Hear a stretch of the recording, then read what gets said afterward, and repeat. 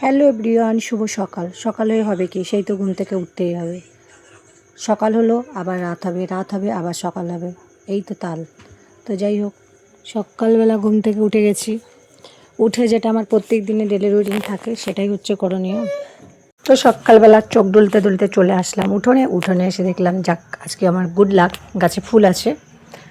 তো ফুলগুলো দেখে অনেকটা মন ভালো হয়ে যায়, যেটা সত্যি কথা। সকালবেলা উঠে চলে আসলাম প্রথমে ফার্স্ট জবা ফুল গাছে। আর জবা ফুল গাছটায় আসলে সত্যি কথা বলতে মন ভরে যায়। তার কারণ হচ্ছে আমাদের একটা জবা ফুল গাছে দু রকমের ফুল ফোটে, একটা সাদা ফুল, একটা হচ্ছে গোলাপি কালারের ফুল। তোমাদেরকে দেখিয়েছি, দেখতেই পেয়েছো, আর না দেখলে না দেখতে পেয়েছো, তাতে আমার কিচ্ছু আসে যায় না। তারপরে ফুল তুলতে গিয়ে একটা ফুল আমার হাতের নিচ থেকে হাত থেকে মাটিতে পড়ে যায়। লোকে বলে পড়া ফুল তুলতে নেই। আরে ভাই, পড়া ফুল তুলতে নেই, ফুলটা কি অপরাধ করছে?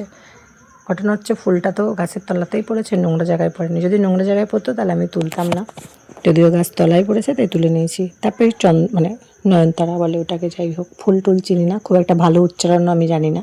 তারপরে নয়নতারা ফুলগুলো তুলে নিলাম, আর ফুলগুলো কিন্তু এত সুন্দর কালারফুল লাগছিল।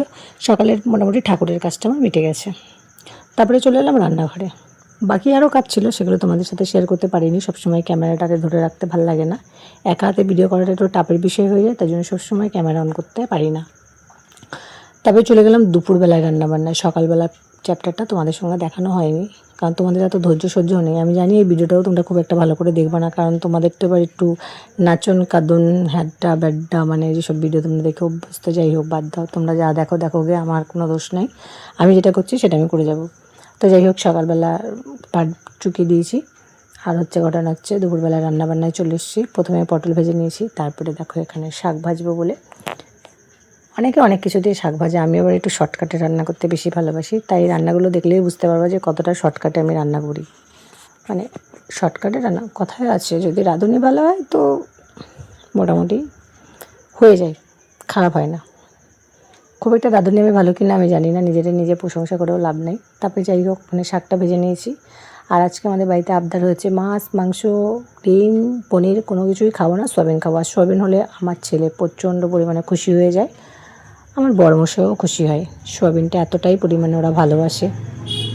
তাহলে আমি চলো আজকে তাহলে সয়াবিনই রান্না হোক, মাছ আর বের করবো না, তাহলে মাছ রান্না হবে না। আবার যেন কেউ বলবো না যে মাছ নয়, এবার মাছ আছে, অবশ্যই আছে, তোমাদের দেখানোর প্রয়োজন মনে করি না। তবে যাই হোক, এখানে তেলটা গরম হয়ে গেছে, দিয়ে দিয়েছি হচ্ছে তেজপাতা আর জিরে। গরম মশলা ছিল না, আর থাকলেই বাকি। তারপরে যাই হোক, আলুগুলো দিয়ে দিয়েছিলাম, আলুগুলোকে সুন্দর করে ভেজে নিয়েছি। ভেজে নেওয়ার পরে লবণ দিয়ে দিয়েছি। দেখতেই পাচ্ছ, আমার রান্নাবান্না দেখলেই বুঝতে পারবে যে কতটা আমি ভালো রাঁধুনি কি রাঁধুনি না। যাই হোক, তারপরে যাই হোক, মিক্সিতে কিছু মশলা ছিল, তার মধ্যে ছিল হচ্ছে আদা ছিল, রসুন ছিল, পেঁয়াজ ছিল, আর কি ছিল বলতে পারবো না। যাই হোক, ওই ছিল মশলা। তো দেবো বাটি কাচিয়ে দেবো।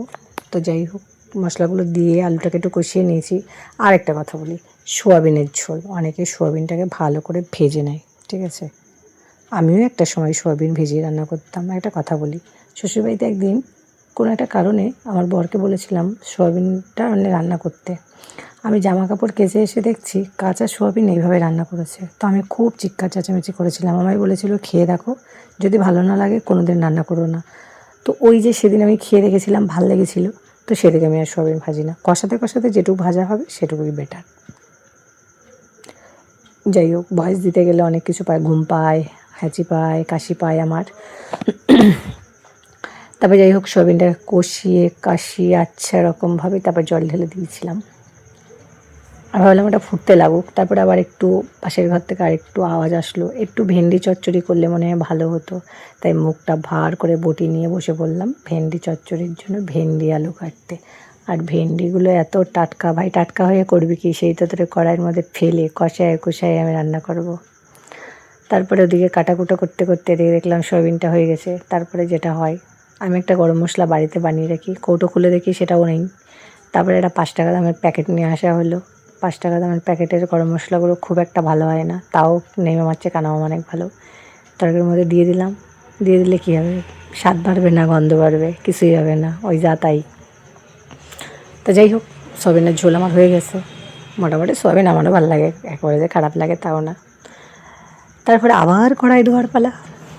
কড়াইটার উপরে যত অত্যাচার হলে আমি কী করব, তুই আইছিস সেই জন্য। তারপরে যাই হোক, কড়াইতে দিয়ে দিলাম পাঁচফোড়ন দিয়ে দিলাম আলুগুলো একটু ভাজা হয়ে গেলে দিয়ে দেবো ভেন্ডি। আর একটা ভেন্ডি তো আগে থেকেই মানে পারে না আগুনে ঝাঁপ দিতে, সে একা একাই লাফ দিয়েছে, আমার কিছু করার নাই। তারপরে যাই হোক, আলুগুলো মোটামুটি আমার ভালোই ভাজা হয়ে গেছে। তারপরে দিয়ে দিলাম ভেন্ডিগুলো। আর ভেন্ডি আলুর চচ্চড়িতে ভেন্ডিটা খুব একটা বেশি না ভাজলেই ভালো লাগে খেতে আর কি। যাই হোক, ভাজা হয়ে গেলে কেমন একটা ছ্যাবড়া টাইপের হয়ে যায়, ছ্যাবড়া বলে না ছিবড়া বলে, যাই যাই হোক। তারপরে লবণ দিয়ে দিলাম। লবণ দেওয়ার পরে ভেন্ডিগুলোরে উল্টে পাল্টে নেড়ে চেড়ে তারপরে আবার সেই মানে পাঁটা মানে কারণ হচ্ছে ভেন্ডি আলুর চচ্চড়ি তো খুব অল্প, তো তার জন্য একটু আদা জিরে আমার দরকার। তো সেটা মিক্সির মধ্যে ঘুরবে না, যেটুকু ঘুরবে মিক্সির বাটি ওইটা সেটা লেটকে চেটকে এক হয়ে যাবে। তাহলে পাটায়, তো পাটায় বাটছিলাম যখন, পাশ থেকে কেউ একজন হিট মারছিল আমাকে, ঠিক আছে। তো তাকে তার জবাবটা দিচ্ছিলাম, ভাবছিলাম জবাবটা শোনাই, তো বললাম না। তো যাই হোক, মশলাটা মোটামুটি আমি বেটে নিয়েছি, একটু আদা একটু জিরে, এখানে একটু কাঁচা লঙ্কা বাটা দিলে বেশি ভালো হতো, কিন্তু আমার নাইকে যাবে এখন, বাজারে যাওয়ার মতো লোক নেই। তাই ভাবলাম চলো যা আছে তাই দিয়ে রান্নবো। আমি আগে থেকেই বলেছি আমি একটু শর্টকাট রান্না করতে বেশি ভালোবাসি। তো যাই হোক, মশলাটারে তুলে নিয়ে ভাবলাম একটু জল দিয়ে পাটাটারে ভালো করে ধুয়ে নিয়ে চলে গেলাম কড়াইয়ের কাছে এসে হবে কি, সেই তো মশলাগুলো দিতে হবে আর তরকারিটারে কষাতে হবে, এটাই তো, এছাড়া আর কাজ কী। তারপরে যাই হোক, মোটামুটি মশলাটা অল্প একটু কষানো হয়ে গেলে হলুদ দিয়ে দিয়েছিলাম। সত্যি কথা বলতে লঙ্কা ছিল না, তাই একটু লঙ্কার গুঁড়ি দিয়ে দিয়েছি। তাই বলে ভেবো না যে তরকারিটা খারাপ খেতে হয়েছে, ঠিক আছে, তরকারিটা তো খেয়েছি আমরা, ভালোই হয়েছে। তারপরে নেড়ে চেড়ে, আর আমি না সত্যি কথা বলতে একটু তেল মশলা বেশি খাই, আমার ঘরের তরকারি যে 1 মাস খাবে তার একদম অবস্থা খারাপ হয়ে যাবে, ঠিক আছে। তো যাই হোক, আমাদের ঘরে একটু তেল মশলাটাই একটু বেশি চলে। তো যাই হোক, কষিয়ে টষিয়ে জল ঢেলে এবার ঢাকনা দিয়ে দেবো। তারপরে চলে যাব হচ্ছে নামানোর আগে একটু সর্ষে পোস্ত বাটতে। তো মোটামুটি দেখতেই পাচ্ছ কতটা কালারফুল হয়েছে। তারপরে এখানে এসে দেখছি বেশ মোটামুটি আলু ভেন্ডি একদম তরতাজা ছিল, এখন কেমন আধমরা হয়ে সিদ্ধ হয়ে গেছে।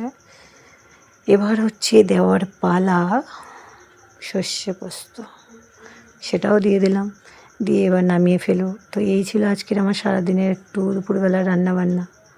যদি ভালো লাগে একটু বলো, আর না ভালো লাগলে আমার কিচ্ছু আসা যায় না, আমি যেরকম ভিডিও পারি আমি সেরকমই করবো। অত ভাই আমার দ্বারা হবে না, অত কেরামতি করে ভিডিও বানানো।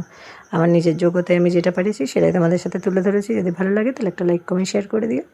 আর নেক্সট কী ভিডিও দেখতে চাচ্ছ একবার কমেন্ট সেকশানে কমেন্ট করো, আবার উল্টো পাল্টা কমেন্ট করো না যে আমরা এইটা দেখতে চাই ওইটা দেখতে চাই, আবার হাগা দেখতে চাই, মোতা দেখতে চাই, চান করা দেখতে চাই, এসব বলো না। ভালো কিছু রান্নার ব্যাপারে যদি কেউ কিছু দেখতে চাও, কোনো রেসিপি, তাহলে আমাকে কমেন্ট সেকশানে কমেন্ট করে অবশ্যই জানাতে পারো, আমি তোমাদের ইচ্ছা পূরণ করার চেষ্টা করবো। টাটা, বাই বাই, সবাই সুস্থ থেকো, ভালো থেকো।